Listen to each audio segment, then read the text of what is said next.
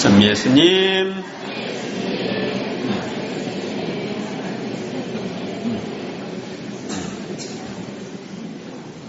오늘은 사순 제4주일로 장미색 제의를 입는 날입니다. 이뻐요? 이 장미색 제의는 1년에 2번 입습니다. 대림 3주일하고 사순 4주일에 입습니다.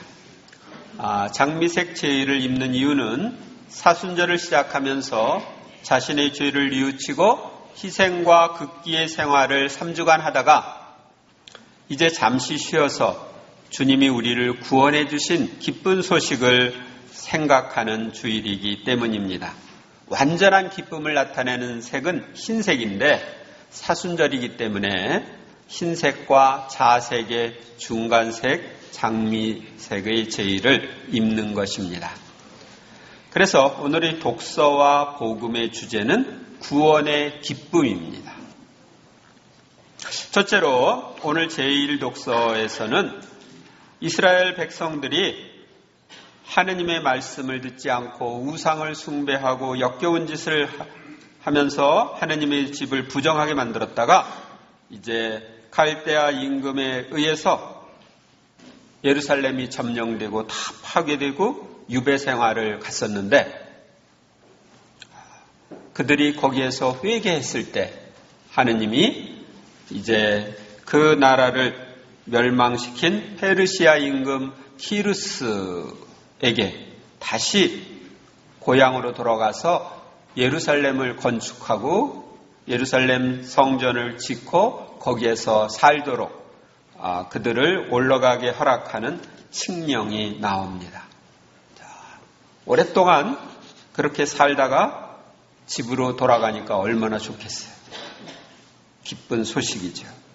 오늘 제1독서인 역대기 하권에 보면 모든 지도사제들과 백성은 이방인들의 온갖 역겨운 짓을 따라 주님을 크게 배신하고 그러니까 이방인들의 우상을 자기들이 갖다가 숭배하고 그들처럼 하느님 말씀대로 살지 않고 그러는 거죠.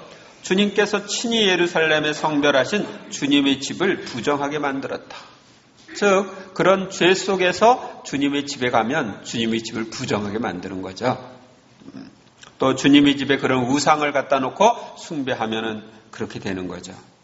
그런데 하느님은 사자들, 예언자들을 보내셨어요. 그러나 그들은 하느님의 사자들을 조롱하고 그분의 말씀을 무시하였으며 그분의 예언자들을 비웃었다. 그래서 결국 이스라엘은 망하게 됐다. 그러니까 예언자들의 말을 듣지 않았기 때문에 회개해서 하느님 품으로 돌아오라는 말, 지금 잘못을 버리라는 말을 듣지 않았기 때문에 이제 바빌론이 쳐들어와 가지고 하느님의 집을 불태우고 예루살렘의 성벽을 허물고 이제 거기에 있던 사람들을 다 잡아가지고 포로로 끌고 갑니다. 그래서 이제 이스라엘 사람들은 바빌론에 가서 우리가 잘못했구나. 하느님의 말씀을 어겼구나. 또 하느님의 말씀을 어긴 우리한테 다시 하느님 품으로 돌아오라고 예언자들을 보냈는데 예언자들이 말도 듣지 않았구나 하면서 회개를 합니다. 그래서 70년 동안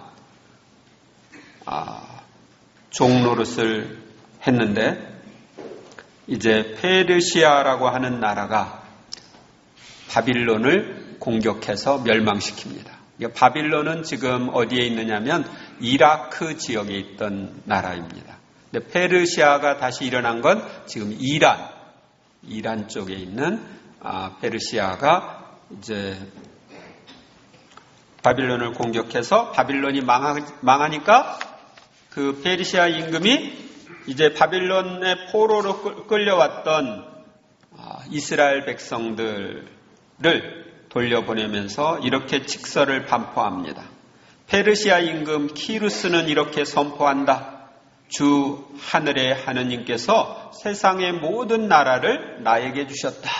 그러니까 이 페르시아가 전체를 다 정복한 거예요. 그리고 유다의 예루살렘에 당신을 위한 집을 지을 임무를 나에게 맡기셨다. 성전 짓는 임무를 맡겼다. 나는 너희 가운데 그분 백성에 속한 이들에게는 누구나 주 그들의 하느님께서 함께 계시기를 빈다. 그들을 올라가게 하여라. 예루살렘으로 다시 올라가게 하여라. 가서 성전을 짓게 하라. 그래서 이제 포로 생활에서부터 해방되는 겁니다. 이스라엘 백성들이 포로 생활을 하면서도 예루살렘을 잊지 못했다는 것을 우리는 화답송에서 볼 수가 있습니다. 바빌론 강 기슭 거기에 앉아 시온을 생각하며 우노라. 내가 만일 너를 생각하지 않는다면, 내가 만일 예루살렘을 내 가장 큰 기쁨 위에 두지 않는다면 내 혀가 입창정에 붙어버리리라. 말 못하게 하리라.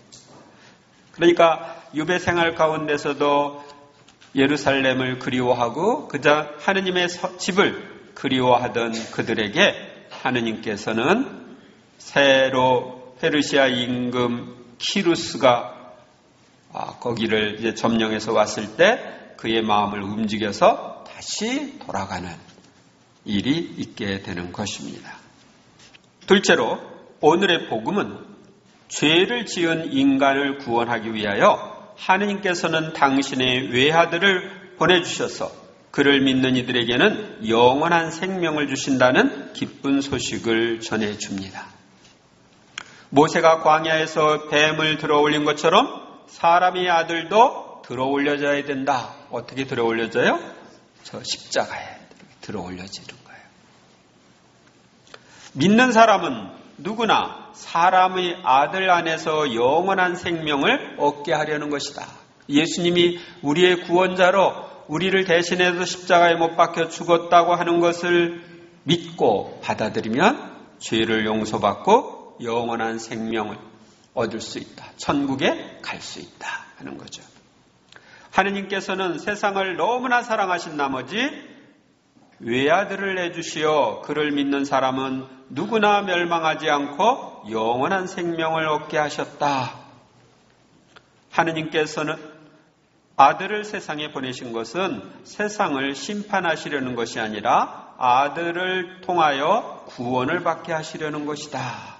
아들을 보내서 우리의 희생제물이 되게 하셔가지고 우리를 구원으로 이끄셨어요. 영원한 생명으로 이끄셨어요. 이런 하느님의 사랑은 얼마나 큰지 모릅니다. 여러분들 집에 아들, 딸내미 있죠? 아들, 딸내미 있는데 사귀는 배우자를 보니까 냉담자 집이야. 그 주변에 있는 형제들을 보니까 개신교 신자도 있고 불교 신자도 있고 그래. 그런데 둘이 결혼을 하려고 하는 거야. 근데 그 집에 가면은 시달리다가 제명이 못 살 것 같아. 암에 걸려서 죽을 것 같아. 그런데 걔가 그 집에 시집장가 가가지고 그렇게 시달리다가 죽으면 그 가족들이 나중에 성당으로 다시 돌아올 것 같아. 그랬을 때 내 아들, 딸을 그 집에 시집장가 보낼 거예요? 안 보낼 거예요?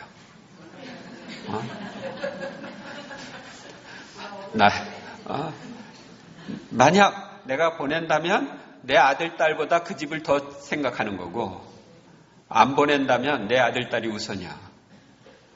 근데 그 집에 시집장가 보낼 사람이 없을 것 같아요. 그래요, 안 그래요? 그런데 예수님은 어떻게 됐어요? 하느님 아버지께서 당신의 외아들을 보내줬는데 그 외아들이 가면 사람들이 받아들이지 않고 십자가에 못 박혀 죽일 것을 다 아셨어. 그런데 아들을 보내신 거예요. 그러니까 어떤 면에로 보면은 아들보다 우리를 더 사랑하신 것이다. 우리의 구원을 더 목말라 하신 것이다 하는 걸 알 수가 있죠. 이러한 하느님의 크신 사랑을 우리가 묵상하면서 감사 찬미를 드려야 합니다. 셋째로 오늘 제2독서인 에페소서는 죄인인 우리가 이미 믿음을 통하여 구원의 은총을 받았다는 기쁜 소식을 전해줍니다. 자비가 풍성하신 하느님께서는 우리를 사랑하신 그 큰 사랑으로 잘못을 저질러 죽었던 우리를 그리스도와 함께 다시 살리셨습니다. 우리가 잘못을 저지르면 영적으로는 죽은 거예요. 영원한 멸망으로 가는 거니까. 그런데 그분이 우리를 다시 살렸어요. 여러분은 이렇게 은총으로 구원을 받은 것입니다. 여러분은 믿음을 통하여 은총으로 구원을 받았습니다. 이는 여러분에게서 나온 것이 아니라 하느님의 선물입니다. 인간의 행위에서 나온 것이 아니니 아무도 자기 자랑을 할 수 없습니다. 우리는 예수님이 우리의 구원자라고 하는 것을 믿고 세례를 받음으로써 모든 죄를 용서받고 하느님의 자녀로 태어났죠? 믿음을 통해서 우리는 죄로부터 구원되는 은총을 받았습니다. 개신교 신자들은 그렇게 질문합니다. 너 구원에 대한 확신이 있냐? 너 구원 받았냐? 이런 질문을 합니다. 우리한테. 그래서 우리는 생각할 때 구원 받았나? 아직 안 받은 것 같은데 천국에 가야지 구원되는 거지. 이 세상에서 무슨 구원이 있어? 이렇게 우리가 생각할 수가 있습니다. 그래서 우리는 쭈삣쭈삣합니다. 이거 대답을 할 수도 없고 안 할 수도 없고. 근데 개신교 신자들은 그렇지 않습니다. 예수님을 믿고 따르면 모든 죄를 용서받고 구원받는다고 그랬으니까 내가 예수님 믿고 따르니까 구원받은 거다. 이렇게 치는 거예요. 그러니까 여러분들은 더 하죠. 예수님을 믿고 따르고 세례까지 받았으니 당연히 구원을 받은 건데 그 구원은 받았지만 아직 완성되지는 않은 거예요. 구원은 시작되었지만 아직 완성되지 않은 것입니다. 완성은 어디 가서 돼요? 천국에 가서 완성이 되는 거예요. 이 지상에서는 불완전하죠. 내가 하느님을 믿고 따르다가 차버리고 떠날 수도 있기 때문에. 다시 말하면 구원을 못 받을 수도 있어요. 그래서 개신교 신자들 입장에서 구원을 받았느냐고 여러분한테 물어보면 당연히 받았지. 그렇게 얘기하셔야 돼요. 구원에 대한 확신이 있냐? 당연히 있지. 내가 세례 받을 때 전부 다 죄 용서받았는데 그리고 하느님 자녀로 태어났는데 이렇게 이야기해야 돼요. 그런데 받았는데 아직 완성은 안 됐어. 구원은 시작되었지만 아직 완성은 안 됐다 하고 이야기해야 합니다. 우리는 믿음을 통해서 구원을 받았습니다. 그리고 그 구원의 완성을 향해서 나아가고 있는 것입니다. 이번 한 주간 동안 여러분들은 어떻게 살아야 할까요? 오늘 제1독서에 보면 하느님의 말씀을 거역하고 살았던 이스라엘 백성들, 예언자들을 통해서 그 잘못된 걸 지적해 줬는데도 그걸 고치지 않고 회개하지 않다가 어떻게 됐어요? 망했어요. 근데 망했는데 다시 회개했을 때 고향으로 돌아갈 수 있게 됐어요. 우리들도 하느님을 떠나면 하느님의 말씀을 듣지 않으면 망한다 하는 것을 기억해야 하겠습니다. 그리고 내가 잘못 행동을 할 때 옆에서 그 잘못을 지적해 주는 사람이 있어요? 없어요? 없나? 있나? 집에 가까운 사람들이 많이 있죠? 가족들이 막 지적을 해줘. 친구들도 지적을 해주고. 그러면 그 사람들은 뭐야? 나의 잘못을 지적해 주니까 그는 나의 예언자예요. 아셨어요? 그러니까 그 예언자를 내가 홀대해야 돼요? 환영해야 돼요? 그렇게 하셨어요? 아니, 너는 뭐 털어서 먹지 않나? 그러고서 지적하지는 않나? 그러니까 나의 잘못을 지적해주는 사람들은 나의 예언자예요. 그래서 고맙다. 내가 그걸 고치라고 이 잘못을 지적해줬는데 내가 노력을 해도 잘 안 된다. 나 좀 도와줘라. 이렇게 이야기할 수 있죠. 그래서 여러분들은 그동안에 옆에서 나의 예언자의 역할을 했던 사람들을 생각하면서 그들에게 고마움을 표해야 되는 거예요. 그리고 아직 내 주변에는 그런 예언자가 없다 하시는 분들은 여러분들이랑 가장 가까운 사람한테 이야기를 합니다. 내가 너를 나의 예언자로 세운다. 내가 잘못할 때마다 지적해줘라. 나에게 충고할 거 있으면 충고를 해줘라. 이렇게 하면 좋습니다.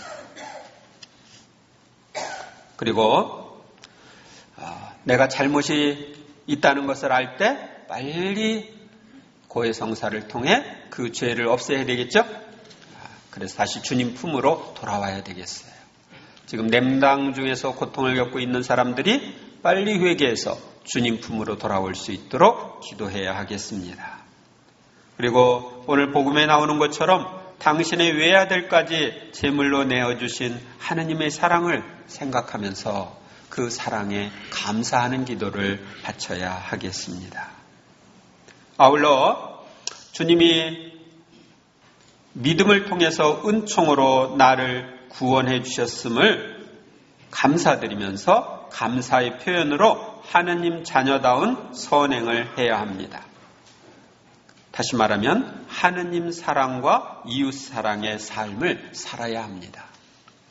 하느님을 사랑한다는 것은 하느님 중심으로 사는 것을 의미합니다. 그분의 말씀대로 사는 것을 뜻합니다. 시련 앞에서도 주님의 뜻을 생각하면서 그 뜻을 이루기 위해서 행동하는 것을 의미합니다.